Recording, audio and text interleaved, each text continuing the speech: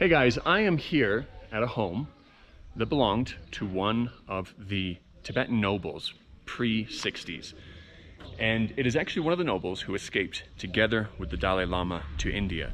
So what I want to do is I want to show you that during a time of mass poverty, of course, what kinds of conditions these nobles lived in, and then also conversely show you the conditions that their serfs lived in.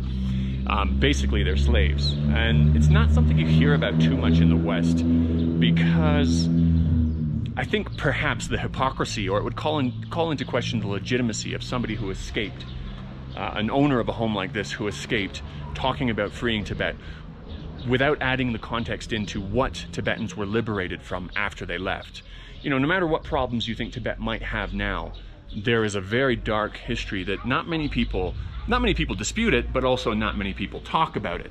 So let's go for a little tour. I went on a tour earlier with a descendant of the serfs, and he was a second level serf. I'll talk about that a little bit more in a second. But what I might do is I'm going to go on a private tour here to give you guys the down low on most of the important points, and I might cut in some video of him talking about it as well while we're walking through. So let me flip the camera around here and we'll enter. Okay, so we're entering the home here now. Now this has been turned into a little bit more of a touristy kind of a place to remember the past. I was hoping to find somewhere a little more natural, but most of the other places have fallen into disrepair. And as a matter of fact, even this location, I'm not going to be able to go to the top floor because it's a little bit dangerous, especially because of the heavy rain recently. Okay, so let's enter the first room here. So obviously they've put some displays of people here to depict what they would have kind of looked like. But the actual products on the table are the actual products that were left behind when they fled. So the whiskey is imported, the mahjong tiles were made in Sichuan province, the cigarettes and the biscuits were imported from India. They just basically had a lot of really nice imported products. And that is the brother on the wall. There were three brothers together. He was the owner of this home. And so he worked directly for the Dalai Lama and escaped together with him, as I mentioned, downstairs. He escaped to India first, then moved to Switzerland, and that's where he finally passed away. And in terms of his name, what I'm going to do is I'm going to cut to a clip of our guide saying his name, just in case any of you guys wanted to look him up. So that's the man who owned this home, right? Over there. 那照片中应该是就是长山挂的那张照片是帕拉最后一代庄主。Oh, the last generation of this. 就叫帕拉扎西旺九。So he's the one who escaped. 最后一代庄主是他们三兄弟吧？三兄弟里面老大那时候担任的就是14世达赖喇嘛贴身的秘书，西藏的大管家。老大是吗？哦，老大。哦。So what was his name again? So people can look it up if. 他的名字您能再说一遍吗？帕拉扎西旺九。帕拉扎西旺九。All right, so let's go into this bedroom, the bedroom of the wife of the owner. So when they would sleep together in here, they would sleep on this bed, and one would sleep this way and one would sleep that way, with their heads kind of connecting over there. But here, same kind of a thing. You can see, actually that round thing is a Louis Vuitton from the 30s. That's probably worth a lot now. And they've got a lot of other items like imported lipsticks and makeup and things like that. And so the wife was actually unable to bear children. So technically the owner could have, the master of this home, whatever you want to call him, he could have taken additional wives, but he didn't. He actually fell in love with one of the serfs, or at least had children with her, and had 3 children. But because of the law that once a serf, you're always a serf, you know, no matter how many generations, no matter what you did, the children were basically illegitimate. They wouldn't have been able to become nobles ever. They would have had to remain serfs. And what ended up happening was the family convinced him to basically give away the wife and the 3 children. So not a very nice ending. She originally worked here making the chinko alcohol, distilling alcohol. But we'll continue on out to the courtyard. You know, there was a much longer conversation with so many more details with our guide here. But it was extremely long and there was a lot of Chinese. So that's why I'm kind of doing a quick brief overview for you. So what he explained here was, out of the floors here, the bottom floor was basically for storage, sometimes livestock or grain and stuff like that. The serfs would work on the second floor. They do a lot of their work on the second floor. but they wouldn't live here, of course. They lived out back there in a little kind of pit, which I'll show you in a second. And there were actually 3 levels of serfs as well. And for that, I'm going to cut to a clip of our guide explaining those 3 levels. 这个3大领主就是政府、噶夏政府、贵族、寺院这3个全名是3大领主。也可以说是当时西藏人口比例的话，他们才是5%的代表，最有权的人就是3大领主。3大领主，但是他们只占人口的5%。但他们拥有的财富和土地有多少呢？他拥有的土地就是可以说是底下的剩下的95%全部都是他们的财产。The 3 estate owners, the monks, the nobles， 还有一种是有这个僧人，这个贵族，还有噶夏政府。the government officials of the Gasha government. These 3 types of people are the estate owners back then. They only account 5% of the population of all Tibet back then, but they own 95% of all the land and livestock and like all properties. Right. 所以吧，那时候整个西藏就是95%给为了5%干活的。95% people work for the 5% of people. Right. 才那时候西藏变成了2地之间生活差别是这样子。到就看到那个院子，看到那个院子里面住的就是95%的生活，95里面还院子里面居住过的几个就是当时朗生级别，朗生就是家农，庄园里面的干活的那些，比如说是技术工吧，制坛子、铺路，还有这些炊事员、酿酒师这之类的。最低级的话没有那个建筑，全部都跟牲口一起住的。Even among the serfs, there are 3 different classes, 3 different levels. All right. And the top one is 第一个叫什么？差八。差八, the first class is they're kind of like they can borrow land from the owner and grow their own stuff, like the first class. 然后第二阶就是朗生，就是家农。朗生是藏语的。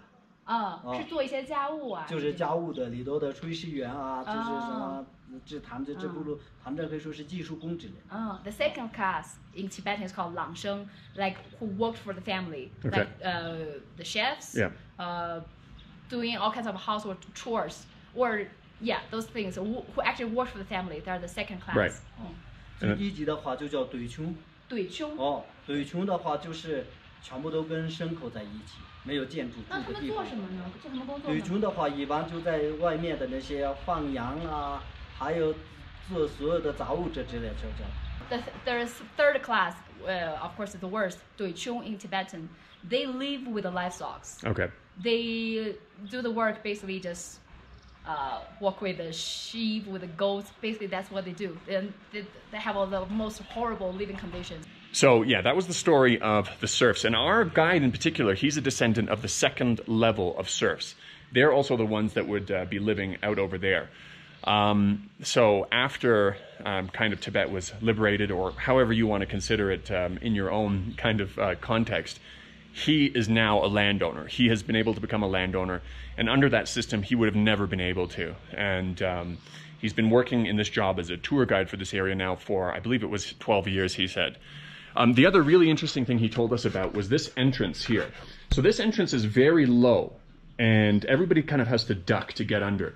And there's a very interesting story about that too. So because of how poorly the serfs were treated, they were afraid that they would come back as zombies or ghosts or whatever it is and enter the home and haunt them. And they had this weird idea that zombies cannot kneel down. They cannot kneel down to get through the door. So this would be protection against them. Because the serfs were treated so poorly, sometimes they were tortured, or sometimes, they had their nose cut off, or you saw in the Patala Palace, some of them, they'd have their eyes taken out for petty crimes or things like that. There was good reason to worry about them coming back and haunting them if that was legitimately a thing that could happen. So they made this entrance really low so that they couldn't enter the home to haunt them in their afterlife. So let's continue on here. So this is the sunroom. Again, a place of luxury. Lots of really expensive kind of furniture. And there's a saddle for the horse there. And the black area of the saddle is actually made from frog skin. And we were asking why would you want to make this from frog skin? What's the purpose? And they said, well, there's no benefit. but it's a very, very difficult task to do. It's very labor intensive. So it's kind of a show of wealth, a sign of wealth, which kind of shows their status. But we'll continue on. Unfortunately, we can't go up on the rooftop. But what I'll do now is I will take you down to the surf area, the areas where the serfs lived. That's the wrong way.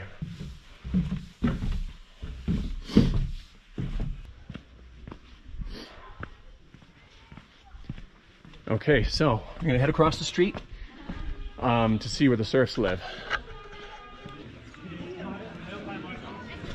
Yeah, totally fine. Pray for Daniel. Pray for Daniel. Yeah. Be careful, Daniel. Have no pity. 而且 Daniel 还能听懂中文。对。你看，已经开始了。Oh, hello. 你们会不会说一点英文？有一点点会。Oh. 你说 yellow. Yellow? No, I said hello. Yellow, hello. Yellow. Hello. 你会这样子吗？转。啊？你转，你能帮我们这样转吗？哦，我没有他那么厉害的。哦，是这里哦，我快过了。你不会说法语。我不会说你们那个张语那个本地话，你们会说吗？那你会说汉语吗？汉语我不是在说吗？那你会说一丢丢吗？那个是牦牛的头。哦。是你本地话，你老婆在哪？啊，她在江西。江西。嗯。小宝宝，你看，江西是什么名字呀？江西是一个地方啊，没事，没事。OK， 我拍一下那个，在那边拍一下。Okay, so we can get a view. We can't go inside because it's quite run down and dangerous, but these are the rooms here where there were 14 families and each family lived in one room. The biggest room is 14.5 square meters and you have 5 or 6 people in there. And that's privilege. That's the second level of serfs. However, the first level, the lowest level, they'd of course be living outside with the livestock. And yeah, that's the story of this village. But 谢谢. Okay, so that's it. That's a little preview of the situation here on the ground, pre-60s, before some of these nobles had fled. And when you saw me leaving this building here, where I was looking out over the living quarters for the serfs, there was a young guy in there. So he's a pretty interesting guy. 23-year-old, going through college, a local Tibetan, and started his own business here too. So quite the entrepreneur. So what I'll do is this video, I'll end with some video of the road trip from our hotel to here. You know, I usually put that in the beginning, but I get mixed reviews where some people think they lose interest and they want to get right to the content, and others really enjoy it.